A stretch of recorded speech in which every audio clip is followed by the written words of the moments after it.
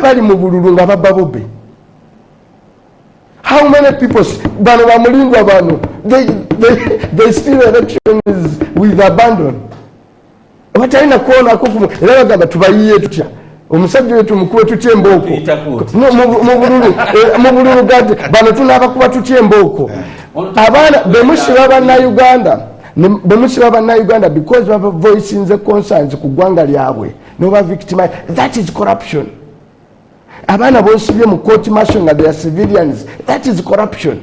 Kyova batugamba nti eggwanga lino litule wansi. Uganda, the whole of it is the scene of crime, including abamawulire, including your committee.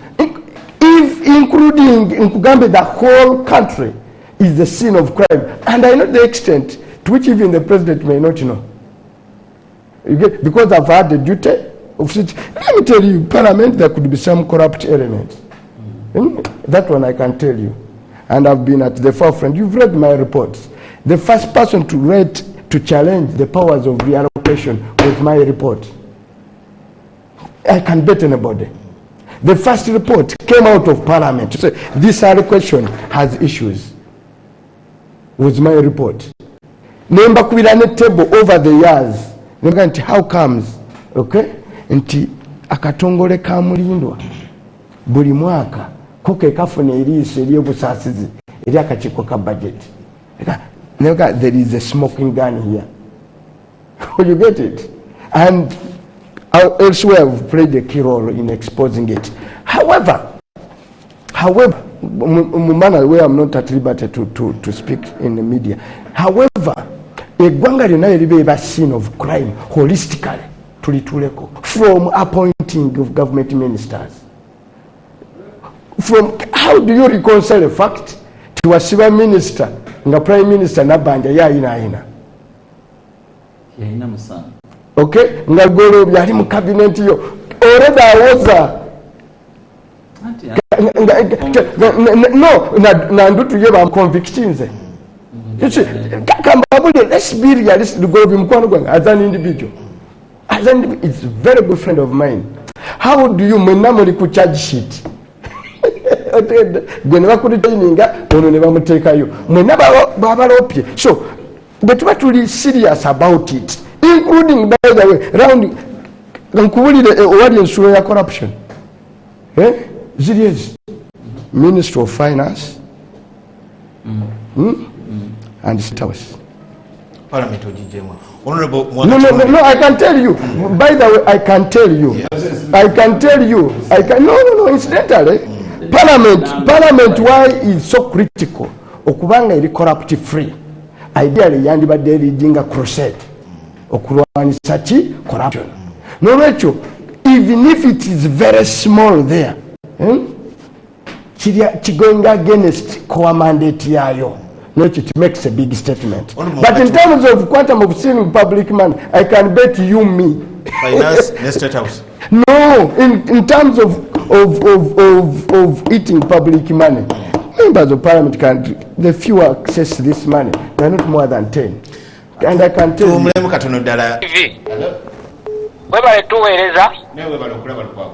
Webale kundetera Honorable Muwanga Kivumbi ono Lukwago Swali tubayinako image problem yalwanirako Honorable Muwanga Kivumbi yalwanirako mu studio za Radio Simba Aji Musazi Katerega we yamugamba yafunanga sente okuva mu Ministry of Defense nga bamuwenguzi aleme ku exposing a lot eri mu ministry birute consciousness eyo yamuforcinga okulwana naye teyatuddamu teyakiralifayinga biki Katerega bye yayogera. Honorable muyina akabinja mu opposition kalimu Mpuuga ba Honorable Betty Namboze ba Mwami Seggona mujja ku TV wajja ku radio n'ovuma ebikenembi bannayuganda babagamba mutunyonyole kino when they all be accountable. Lwaki mwefuula nti mmwe bagezi bokka abalimenti okufuga Seggona Mpuuga mujja ku radio mutuvuma whenever we all be accountable mutugamba muyina data wa bitano muyina data wa naye data oyo w'ebitaano yalese ku checks and balances through the parliamentary exhibition naffe ne tufuna ku bwogerero. Honorable lwaki mwefuula nti mmwe bagezi bokka mulya ssente za mwami Museveni muleme kukola mulimu gwammwe mwe ng'aba opposition tunnyonnyole ssente ezo ze baakugamba ze walyanga okuva mu Ministry of Defence oleme kwogera kituufu kigenda mu maaso n'okufuna amafuta ebyafuluma mu mpapule okuva ewa General Kayihura. Lwaki mubadde nga mulimba bannayuganda? Bwadde Bobi Wine yagambye tebakuyisaamu ggaali tonnannyonnyola olina oyisibwa. You have to be scrutinized kuba mubadde mwatutunga okutuuka Kyagulanyi we yajja. Kati muli kwewozaako naye banno bagambe balekeraawo tufuma akabinja kamwako that clinic DP block balekeraawo vuma bannayuganda ekitwagaza Kyagulanyi atugamba ekintu kimu nammwe musobola okufuuka Kyagulanyi mwe mutuliko mutuvuma mukkirize mukulemberwe. Alina kugamba wazaalibwa oli mukulembeze. Kabaka yekka ku nsi kuno yazaalibwa nga mukulembeze. Ende dati farase mujejjemu Honorable Muwanga Kivumbi. Beera bulungi Baba TV mwebale muleeta. Baba TV, hello. Ina tetukyafuna mabanja ge bayita concessional loans. Abatuwa amabanja ag'ekibanja mpula nga n'amagoba matono fe Uganda twatandise batandisuga nti nedda kati tugajja ku Bananjo Kyankimize. Bananjo Kyankimize babeera kati sente tuzijja mu kikuubo kuba manerenda. Yewe kweza mukama wange. Hello. Wewe kweza mukama wange. Abakulu babano bakuwuliriza. Nze Musoyiro DJS yatana mukaka Masaka. Nebaziza nnyo abateesa bonna bali naddala mukulu Muwanga Kivumbi ne banne mwebale nnyo mwebale ddala eggwanga limuteze. Naye ebibuuzo byange nina bibiri eri omukulu Muwanga Kivumbi.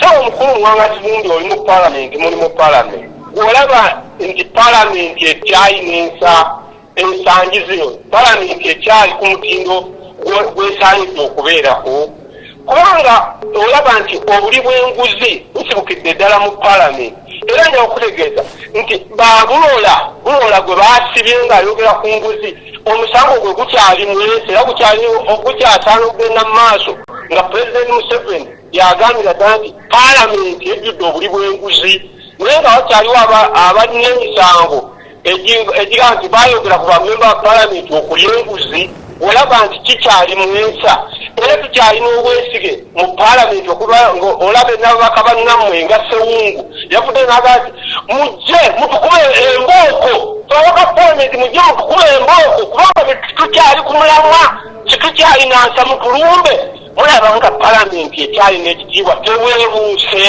Nze Musoyiro mbeere bulungi.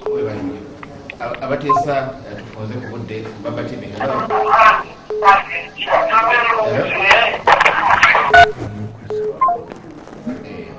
Tujagenda n'abagenda bannaye obudde tulina butono ku Baba TV. Waliwo omu akubye essimu sijja muddamu talina kulu. Yes, omanyi naye bya corruption. Okuddamu ebitalina makulu. No, by the way, nawe bokwata essimu. Obakozesezza bubi obudde bwo. Nawe mba nkozesezza bubi obudde bwange. Nawe bokwata essimu n'okwongera n'olimba n'owaayira n'okozesa enge n'okozesa ekisi. Nawe you are corrupt. Oba kyali kawulidde. Nawe wennyini obeera corrupt.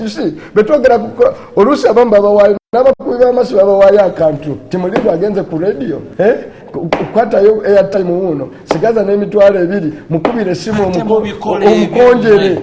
Nawe you a thief.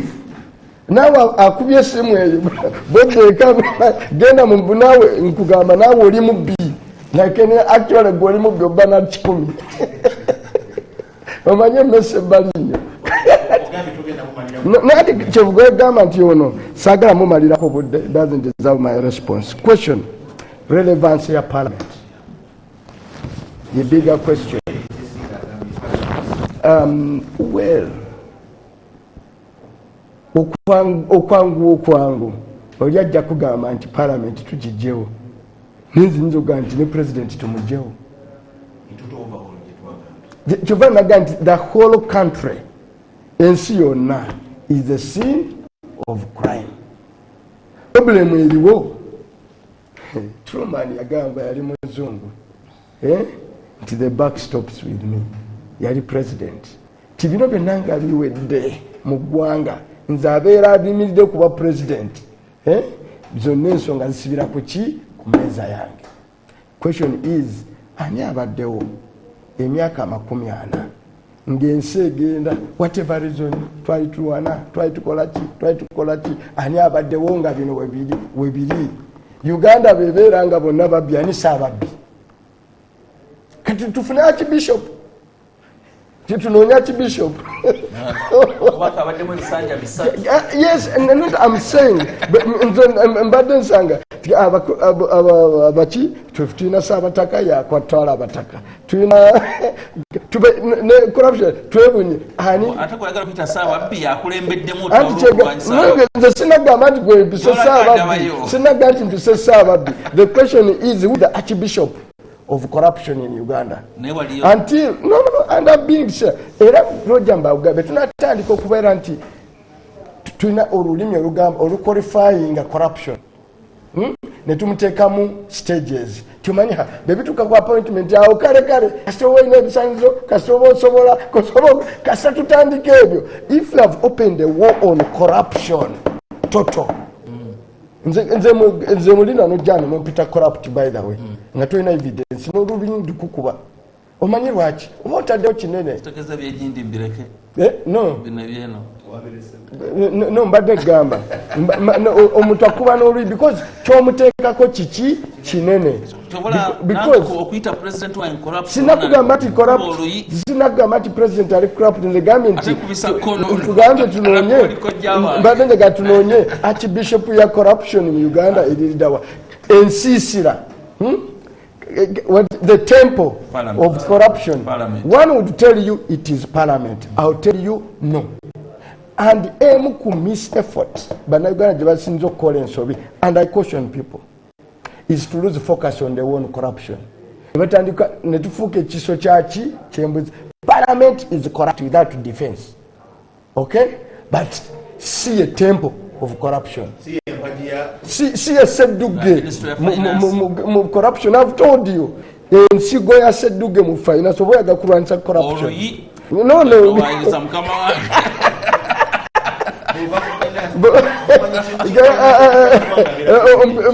Finance katikiro.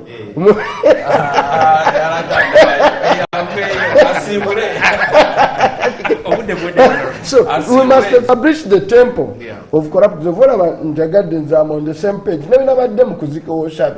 That was my career call. That is it.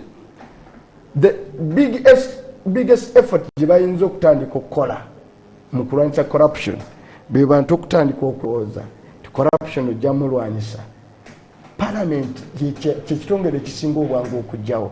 Ekkubo mwami Museveni lyakutte eryo tuufu. Ekkubo lya Museveni si tuufu.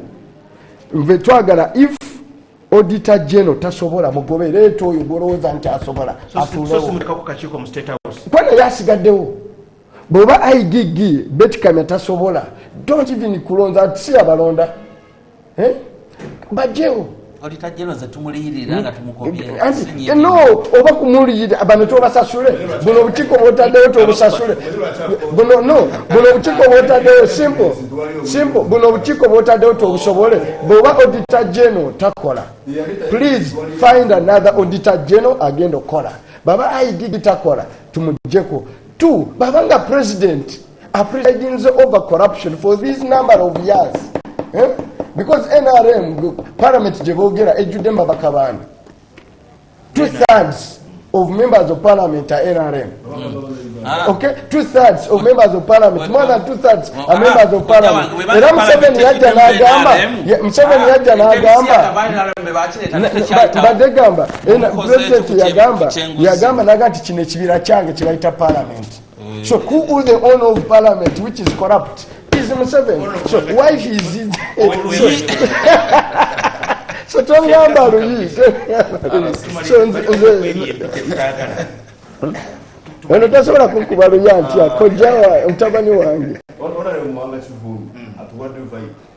naye nga moving forward fena tukanya nti enguzi mu Uganda etwononera ate Yesu bwe yasanga abantu mu hekaalu nga batunda ebitali bituufu yabakuba emiggo kati bwe banga hekaalu y'enguzi eparlamenti baleke Museveni Sewungu yagenda nti ababaka mutukube embooko fa abaka ba parliament I'll be hesitant. kugenda yeeri nga By the way, can question the babaka ba politicians. Yes, babaka banange. katono nnyo kati When you cite mob justice, it can swallow everybody. Abali corrupt, babatwale mu kooti, babawozese, basibwe. ate kyetukola kati ate kyemwakanya Now, MPs that are corrupt, MPs that are corrupt, abantu babasisinkane mu next election, all of them to the last man. kulonda Kale